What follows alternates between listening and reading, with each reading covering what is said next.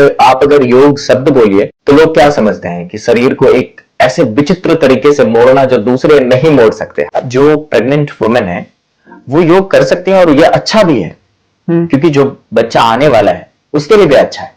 लोग अपने माइंड को शांत करने के लिए कभी कभी मेडिटेशन करते हैं, तो सर एक सही तरीका क्या होता है मेडिटेशन करने का?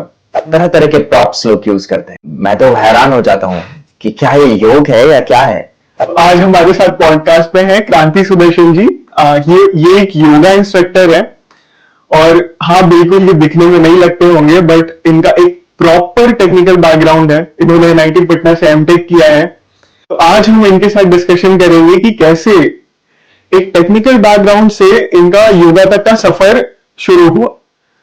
आज का पॉडकास्ट इसलिए भी बहुत इंपॉर्टेंट है क्योंकि आज हम सिर्फ योगा के बारे में ही डिस्कशन नहीं करेंगे, बल्कि हेल्थ, लाइफ, हैप्पीनेस और एलोपैथी, योगा और आयुर्वेदा तीनों एक साथ काम करके हमारे लाइफस्टाइल को और बेनिफिशियल कैसे बना सकते हैं ये भी जानेंगे। तो let's welcome Shri Sudarshan ji. Sir मुझे पता चला कि आपने एमटेक किया, फिर उसके बाद आप योगा में आए, मतलब ये दोनों कनेक्शन कैसे? देखिए इसके बहुत सारे मतलब कारण मैं आपको बता सकता हूँ, बट मैं दो कारण मुख्यतः इसको पॉइंट आउट करना चाहूंगा। पहला चीज ये है कि एक वर्ष ऐसा था, मतलब 2013-14 की मैं बात कर रहा हूँ, जिसमें मुझे एक ही ईयर में 5 बार टाइफाइड हुए। तो एक वो था कि मुझे जरा सा पुश कर दिया कि अब क्या करो। वहां पे दवाइयां काम नहीं कर रही थी, पिल्स लो ठीक हो जाए फिर हो जाए। फिर समझ नहीं आ रहा था कि अब यहां से किया क्या जाए।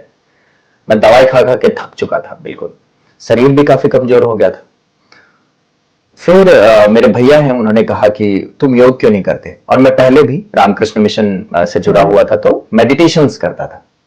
योग के कई पहलू होते हैं, बट जो आसंस वाले पहलू की तरफ मैं मूव किया, उसका जो कारण था वो यही था कि टाइफाइड होना एक साल में, वो भी 5 बार, और किसी दवाई का काम नहीं करना। और एक स्पिरिचुअल भूख थी मेरे अंदर जानने की खुद को।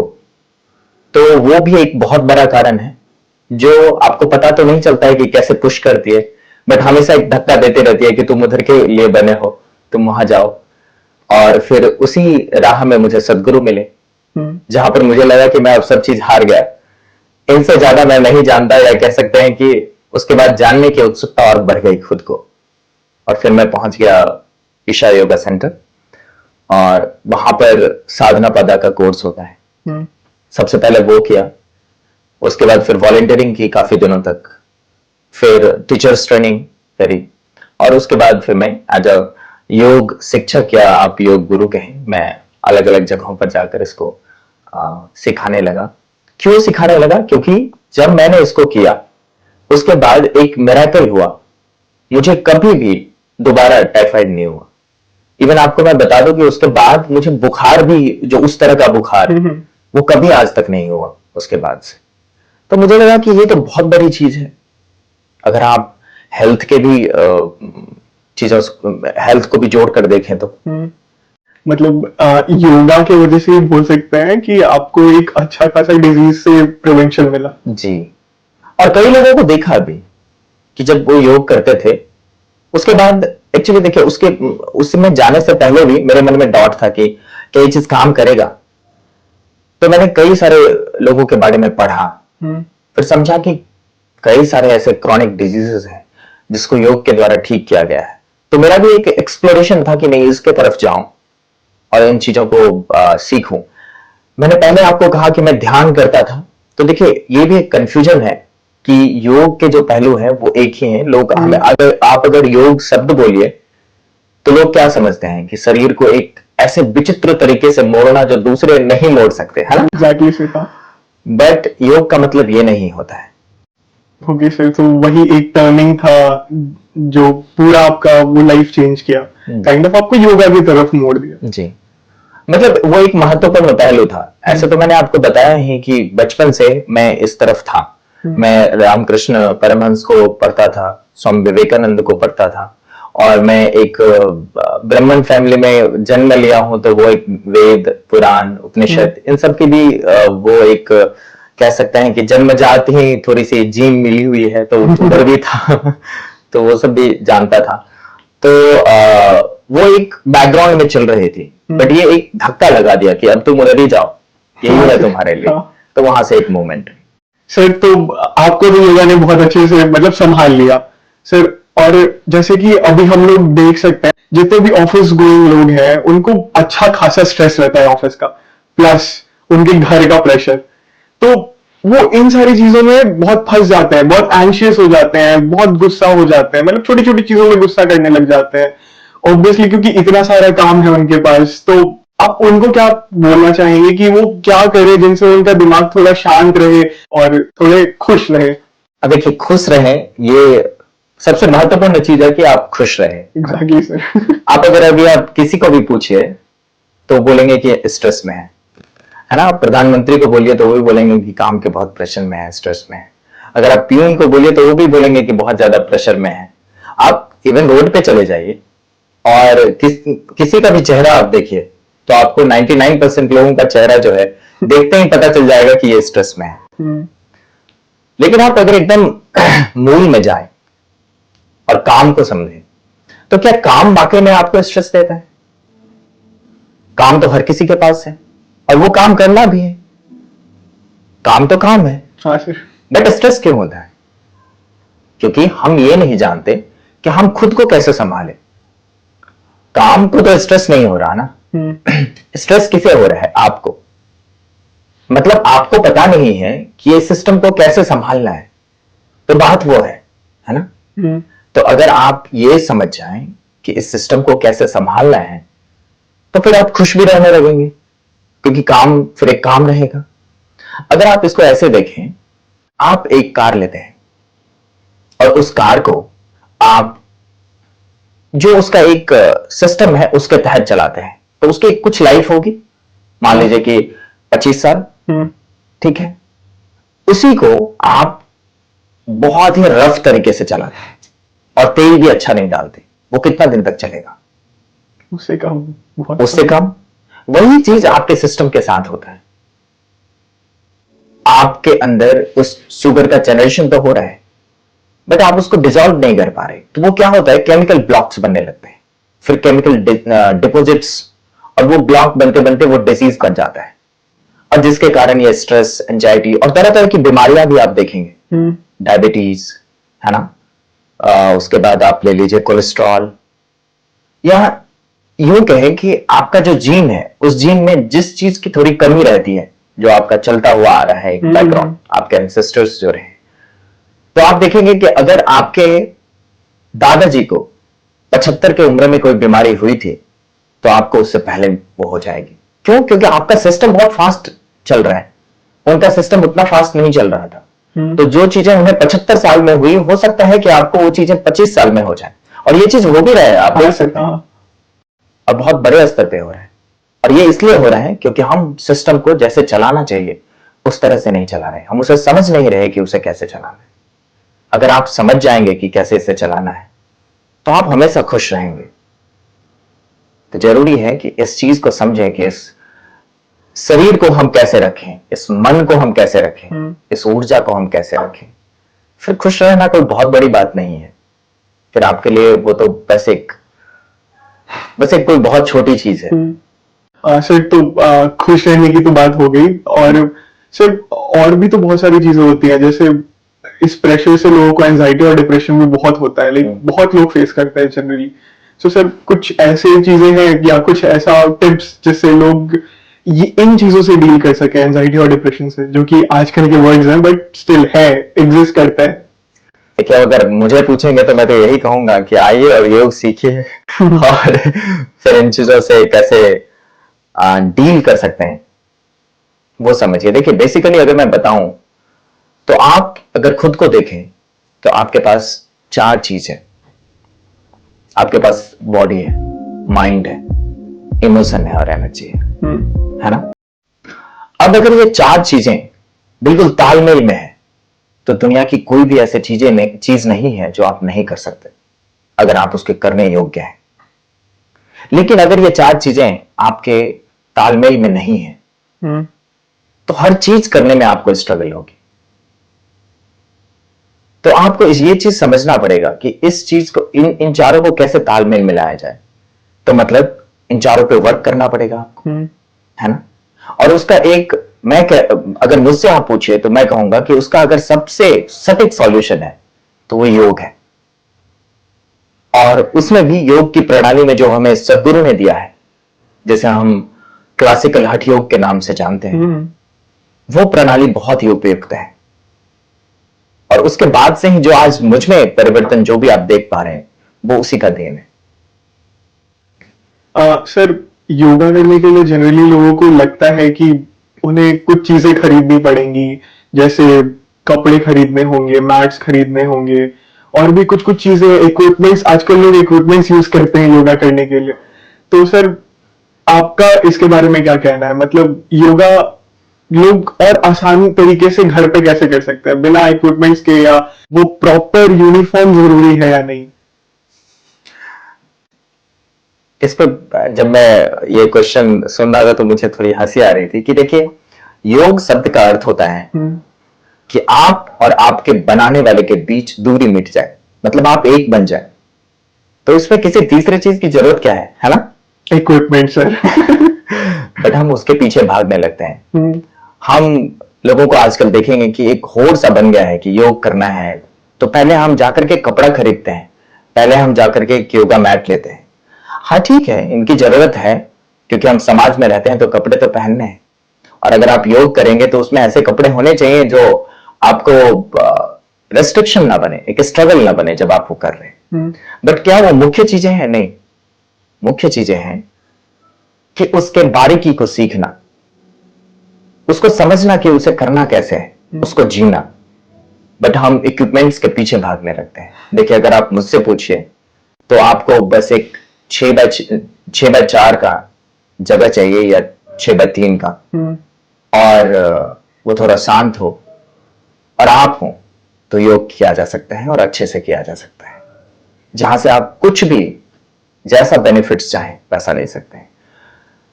आजकल अगर आप देखेंगे तो इक्विपमेंट्स का आपने चर्चा किया, तरह तरह के प्रॉप्स लोग यूज करते हैं। मैं तो हैरान हो जाता हूं कि क्या ये योग है या क्या है।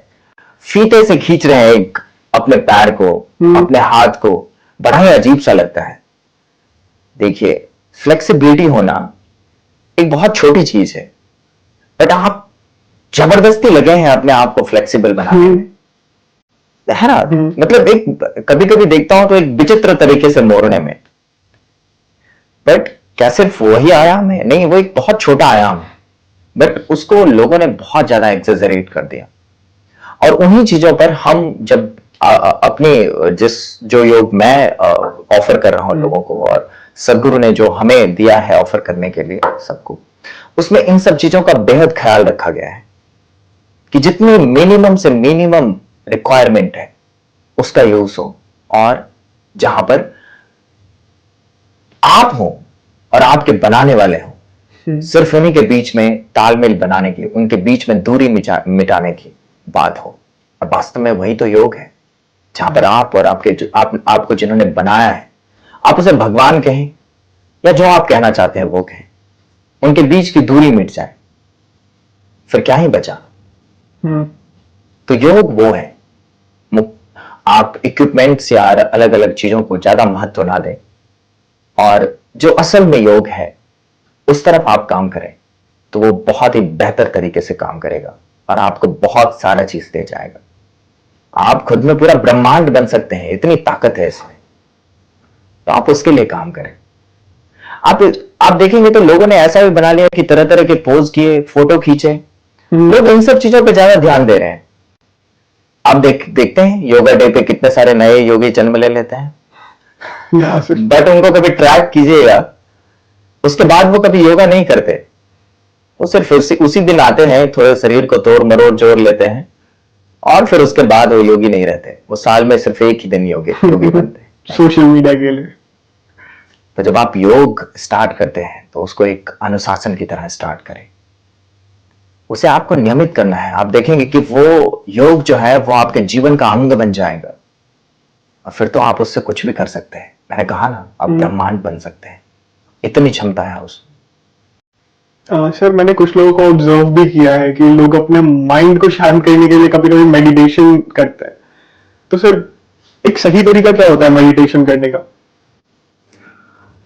देखिए, वही मैं अब पहले भी ये चीज के बारे में कहा कि अगर आप योग के सिस्टम को देखें तो ध्यान बहुत लास्ट में है। पहले आपको यम, नियम, आसन, प्राणायाम, है ना, प्रत्याहार, धारणा, तब ध्यान आता है ना। बट लोग क्या करते हैं, बिना इन सब चीजों को ध्यान दिए हुए सीधे जंप कर जाते हैं ध्यान में। आप सोचते हैं आंख बंद करके बैठ जाए, हम ध्यान में पहुंच जाएंगे। अगर आप उन्हें बिठा के देखिए तो बहुत ऐसे कम लोग हैं जो 10 मिनट भी बैठ सकते हैं आंख बंद करके। ये भी पॉसिबल नहीं है। क्यों? क्योंकि आपके दिमाग में इतनी सारी बातें चल रही है और उसमें आजकल का जो जीवन जीने का तरीका है उसका सबसे बड़ा मैं कहूंगा कि रोल है। आपको इतना ज्यादा एक्सपोजर है, पर सेकेंड एक रील आप फ्लिप कर जाते हैं। मतलब आप उतने सारी चीजों को देखते हैं, आपके माइंड में रिकॉर्ड होता है वो सारी चीजें। आप सोचिए कि आपके माइंड में कितना चीज है। आखिर माइंड कैसे काम करता है, मन कैसे काम करता है, उसमें जो भी चीजें आपके अंदर गई है, जो मेमोरी है, उसी को इधर उधर करके वो काम करता है। और आप बहुत सारी चीजें भर रहे हैं। तो आप अगर खराब चीजें खाएंगे तो आपकी हेल्थ तो खराब होगी। तो मानसिक स्तर पे जो अभी हेल्थ खराब हो रहा है उसमें ये भी एक पहलू है कि लोगों को बहुत ज्यादा एक्सपोजर है। तो आप जब बैठेंगे मेडिटेशन करने के लिए तो वो सारी बातें आपके दिमाग में घूम रही हैं। तो क्या मेडिटेशन? तो पहले अगर आप मेडिटेशन करना चाहते हैं तो आपको कुछ उसके रूल्स हैं जो जानने होंगे। क्या करने हैं, क्या नहीं करने हैं। फिर आपको थोड़ी शरीर पे काम करनी पड़ेगी, है ना। फिर आपको सांस पे थोड़ी सी काम करनी पड़ेगी। फिर आप धीरे धीरे ध्यान की तरफ मूव करेंगे। आजकल का जो सबसे बड़ा मैं देखता हूं दिक्कत है कि बिना कोई प्रिपरेशन के ध्यान के लिए बैठ जाते हैं। वो नहीं करना है। थोड़ी सी तो प्रिपरेशन। आप कोई एग्जाम, आप मान लीजिए कि इंजीनियर बनना चाहते हैं, क्या उसके लिए प्रिपरेशन नहीं करते? यहां पर ऐसा है कि ध्यान के लिए कोई प्रिपरेशन की जरूरत ही नहीं है लोगों को। अगर वास्तव में मूलतः देखा जाए तो ध्यान के लिए किसी की प्रिपरेशन की जरूरत नहीं है। बट हमने सिस्टम को इतना बिगाड़ लिया है कि अब आपको उसको करेक्ट करने के लिए, क्या आप वहां तक पहुंच सकें, उसकी जरूरत है। सर प्रेगनेंसी में भी तो बहुत रोल प्ले करता है योगा। सो बहुत सारे लोग बोलते हैं कि प्रेगनेंसी में योगा करना चाहिए या नहीं करना चाहिए। मतलब ये क्वेश्चन बहुत लोगों के मन में रहता है। तो सर आपका क्या कहना है इसके बारे में? देखिए, मैंने पहले ही कहा कि योग का मतलब लोग गलत समझते हैं। योग का मतलब ये समझ लेते हैं कि शरीर को एक खास तरीके से, किसी अलग तरीके से मोड़ना जो दूसरा नहीं मोड़ सकते, है ना। हाँ सर। बट ये डिपेंड करता है कि आपका शरीर किस स्थिति में है अभी। आप उसी तरह से उस शरीर को ले जा सकते हैं, है ना। और इसीलिए हमारे पास अलग अलग तरह के आसन हैं जिसको वो कर सकती हैं। तो वो एक पूरी मॉड्यूल ही है जिसमें कि जो प्रेग्नेंट वुमेन है, प्रेगनेंसी के दौरान जो योगा वो करेंगी, उसका एक पूरा का पूरा एक पद्धति अलग है कि उनको उस समय में कौन सा करना चाहिए। अब उसमें भी बहुत तरह की चीजें डिपेंड करती है। अब देखिए, कोई प्रेग्नेंट है तो उस समय में एक की स्थिति अलग होती है, हा? दूसरे की स्थिति अलग होती है। तो उसी टाइप से, उसी अनुसार से उनको बताया जाता है कि वो कौन से योगा करेंगी, है ना। खास तौर पे जो उपयोग है, जैसे हम प्रिपरेशन कहते हैं, योग से पहले जो प्रिपरेशन होता है, तो वो चीजें तो कोई भी कर सकते हैं। तो अगर कोई प्रेग्नेंट वुमेन है जो एकदम लाइट फॉर्म है, एक तरह से कह सकते हैं कि योग के लिए प्रिपरेशन है, उपयोग जिसे हम कहते हैं, तो उसमें से कुछ चीजें हैं जो अगर एक कोई योग शिक्षक या योग गुरु हैं तो उनसे आप बात करके, कंसल्ट करके आप कुछ चीजें कर सकते हैं। बट मैं इसमें बिल्कुल कहूंगा कि बिना किसी योग शिक्षक या योग गुरु के कंसल्टेशन के बिना कुछ भी ना करें। ये भी एक चीजें चल गई हैं आजकल बहुत ज्यादा। आप देखते हैं लोगों को योगा सीखना है, ऐसा हो गया है कि यूट्यूब खोलो योगा, और जो आया वो स्टार्ट हो गए योगा। लेकिन देखिए, योग बहुत ही सटल चीज है। उसमें आप थोड़ी सी भी छेड़खानी करेंगे या थोड़ी सी भी अलग तरीके से आप करेंगे, या आप एक शिक्षक के सामने नहीं है, तो आप क्या कर रहे हैं, गलत कर रहे हैं, सही कर रहे हैं, आपको क्या पता है। है ना। लोगों की ऐसी हालत है कि अगर मैं बोलूं कि हाथ को एक खास तरीके से उठाइए तो आप आंख खोल के नहीं उठा पाएंगे। और लोग मैं देखता हूं कि जस्ट यूट्यूब में देखें और खुद से करने लगते हैं। तो इसीलिए एक शिक्षक, एक गुरु की जरूरत होती है जो आपको देख पाए कि आप क्या कर रहे हैं और क्या आपके लिए सही है। तो बिल्कुल जो प्रेग्नेंट वुमेन है वो योग कर सकती है और ये अच्छा भी है, क्योंकि जो बच्चा आने वाला है उसके लिए भी अच्छा है ना। तो अगर आप स्वस्थ रहेंगे तो बच्चा भी स्वस्थ रहेगा। ये तो बहुत कॉमन चीज है। हाँ सर। और आपको स्वस्थ रखने के लिए वाकई आपको शरीर के ऊपर काम करना है, आपको अपने मन के ऊपर काम करना है, आपको अपने इमोशन के ऊपर काम करना है, आपको अपने ऊर्जा के ऊपर काम करना है। और उसके लिए सबसे बेहतर और सबसे सटीक योग है।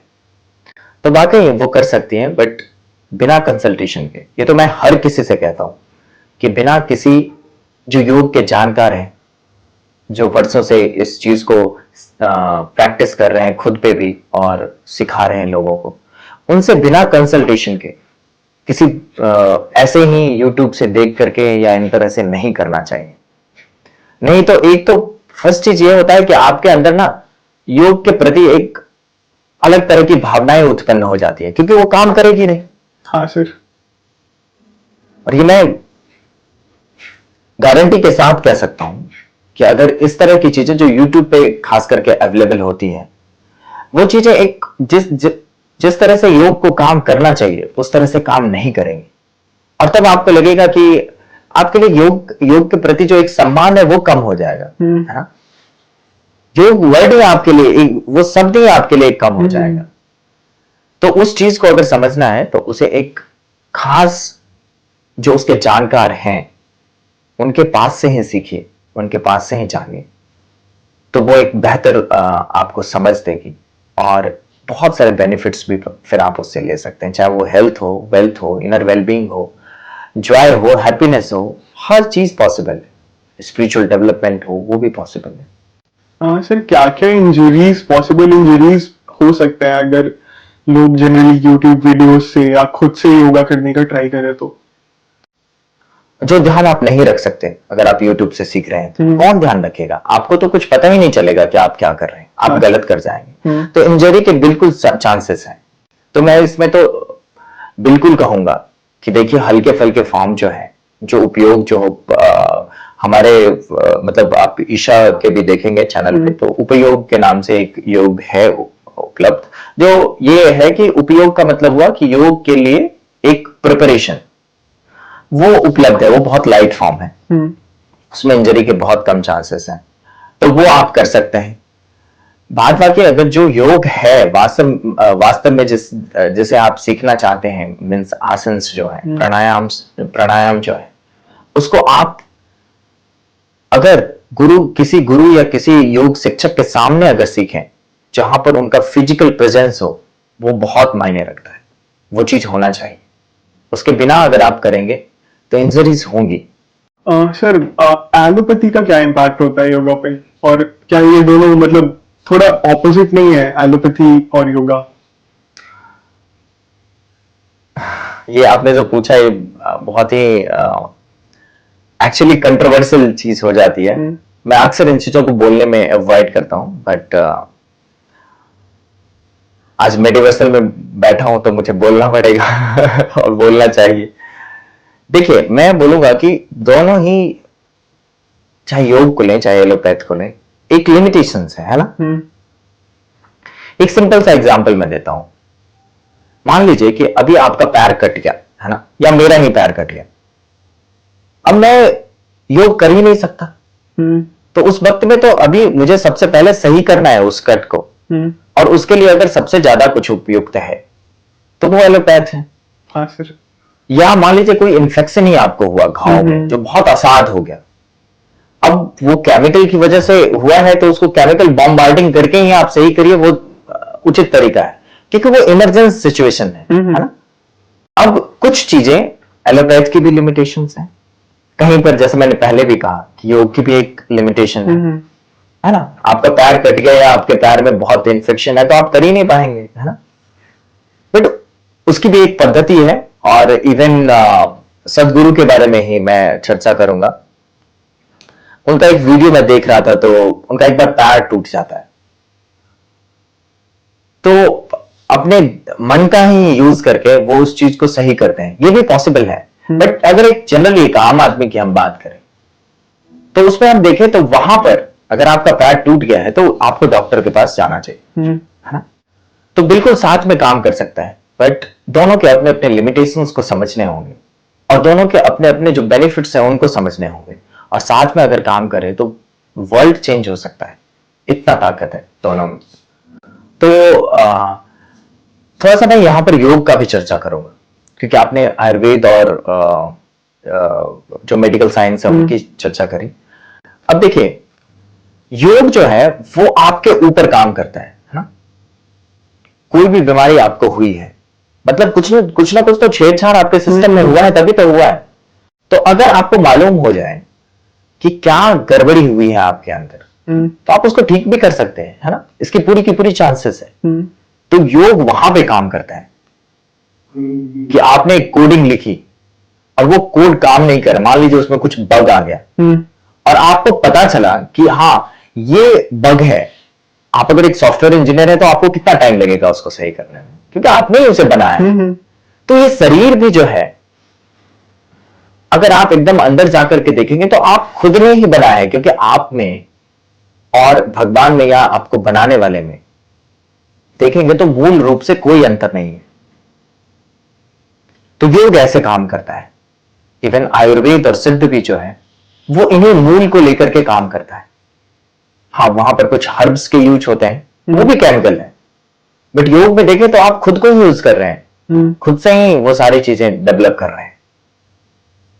तो ये सब एक दूसरे के साथ काम कर सकते हैं, एक दूसरे के पूरक बन सकते हैं, बट वो एक्सेप्टेंस आना चाहिए। हाँ, ये सब साथ में आकर के काम करें, खुलापन होना चाहिए, तभी हो सकता है। नहीं तो ऐसे ही लड़ते रहेंगे, हम बड़े तो हम बड़े, बट ऐसा कुछ नहीं है। हर एक पद्धति का एक अपना बेनिफिट होता है, हर एक पद्धति का अपना एक लिमिटेशंस होता है। उन चीजों को समझना पड़ेगा, साथ में आना पड़ेगा, तो एक नई चीज डेवलप हो सकती है ना? दोनों साथ मिलकर और अच्छा काम कर सकते हैं। और अच्छा काम कर सकते हैं।